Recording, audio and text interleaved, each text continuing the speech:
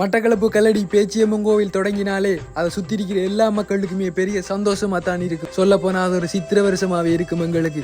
ஆகமம் சாராத வழிபாட அள்ளி குமிச்சிருக்கிற மட்டக்களப்பு ஊர்ல எங்கட ஊர் வழக்கப்படி கோவில் தொடக்கத்தை கோவில் கதவு திறக்கிறன்னு சொல்லுவோம். கோவில் கதவு திறக்கிற ஆண்டு கோவில் தலைமை பூசாரியும் கோவிலை கொண்டு நடத்துறதுக்கு தேவையான சாமான்களையும் தவில் நாதத்தோட ஊர் திரண்டு போய் தலைமை பூசாரிக்குரிய மரியாதையை கொடுத்து அவரை கௌரவிச்சு கூட்டிட்டு வர நிகழ்வு தான் கோவில் கதவு திறக்கிறதுக்கு முதல் நடக்கிற இந்த நிகழ்வு.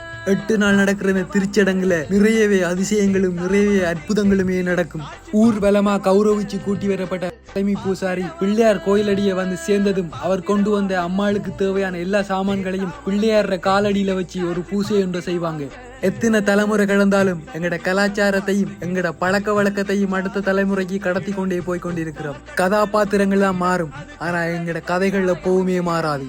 திருச்சடங்கு நடக்கிற 8 நாளுமே பூசை எல்லாம் நல்லா நடக்கணும், மக்கள் எல்லாம் நல்லா இருக்கணும், ஊர் நல்லா இருக்கணும்னு சொல்லி எங்கட தமிழ் வார்த்தைகளை கொண்டு எங்கட அன்பு மொழியில விநாயக பெருமானுக்கு ஒரு பூசையை செய்வோம். கிட்டத்தட்ட 400 வருஷத்துக்கு மேற்பட்ட பழமையை கொண்ட கல்லடி பேச்சியம்மன் கோவில் இன்னுமே பேச்சியம்மாளுக்கே உரிய ஓல குடிசையில் இருக்கிறது ஒரு பெரிய அற்புதம் தான்.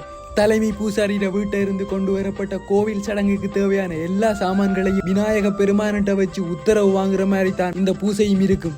ஆலய முறைப்படி ஒரு சில முக்கியமான பொறுப்புகளும் ஒரு சில முக்கியமான கடமைகளும் முகாமையாளர் கையிலேயே தங்கி இருக்கும். அதே மாதிரி சில முக்கிய மரியாதைகள் முகாமையாளரையே தாங்கி நிற்கும். ஊர்வலத்துல வந்த ஆலயத்தோட மிக நெருக்கமான முகாமையாளர்கள், கோவில் நிர்வாகிகள், அதே மாதிரி தெய்வாதிகள் என்று சொல்லப்படுற பெருமக்களுக்கு ஆலயத்தோட சம்பந்தப்பட்ட அந்த அடையாள பொருட்கள் அவங்களோட கையில கொடுக்கப்பட்டு ஊர் மக்கள்ற அன்பு அரோகரா கோஷத்தோடையும் தவில்நாதமும் இசை முழங்க பிள்ளையார வாசலடியில இருந்து பேச்சியம்மன் கோவில் அடிக்கு ஊர்வலம் நகர தொடங்கும். மங்களம் காட்டுமிடம் குங்கும பொட்டழகு, மங்களம் காட்டுமிடம் பாத்திட வாங்க, பாத்திட வாங்க, பாத்திட வாங்க, நீங்க பாத்திட வாங்க. ஒரு அரசனுக்கு எப்படி செங்கம்பள வரவேற்பு கிடைக்குமோ அதே மாதிரி அந்த ஊர்வலத்துல எல்லா மக்களுமே ஒன்று திரண்டு ஊர்வலத்துல வார வழியில கற்பூரம் எல்லாம் கொளுத்தி அந்த மரியாதையை கொடுத்து மாலை கூட்டி கொண்டு போவாங்க.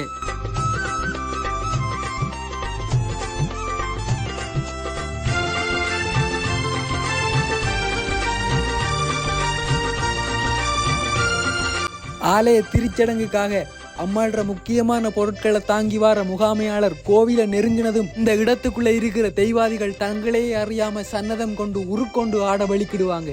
நம்மளே அறியாம ஒரு மேல் சிலிர்க்கிற உணர்வை அந்த தருணத்துல நம்மளால் அடையலும்.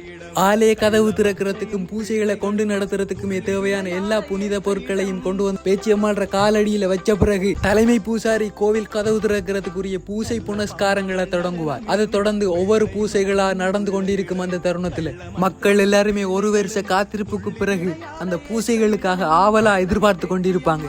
பெரிய மண்டாட்டங்களோட இந்த பூசையை வழி நடத்தி கொண்டு போக இருக்கிற பூசாரி பெருமக்கள் அம்மாளுக்கு பூ போட்டு வணங்கிட்டு அடுத்த கட்டமா முகாமையாளர் கையில இருந்து அந்த திறப்ப வாங்குற சம்பவம் நடைபெறும்.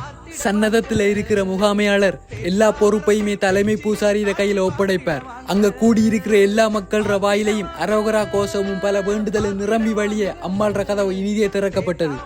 கதவு திறந்த அந்த தருணத்துல தெய்வாதிகள் தங்களை அறியாமலே சன்னதம் கொண்டு ஆட வலிக்கிடுவாங்க. கூடியிருந்த எல்லா மக்கள்ற கண்ணில இருந்தும் கண்ணீர் பெருகி பல வேண்டுதல்களோடையும் பல மண்டாட்டங்களோடையும் அம்மாளை வேண்டிக் கொண்டிருப்பாங்க மக்கள்.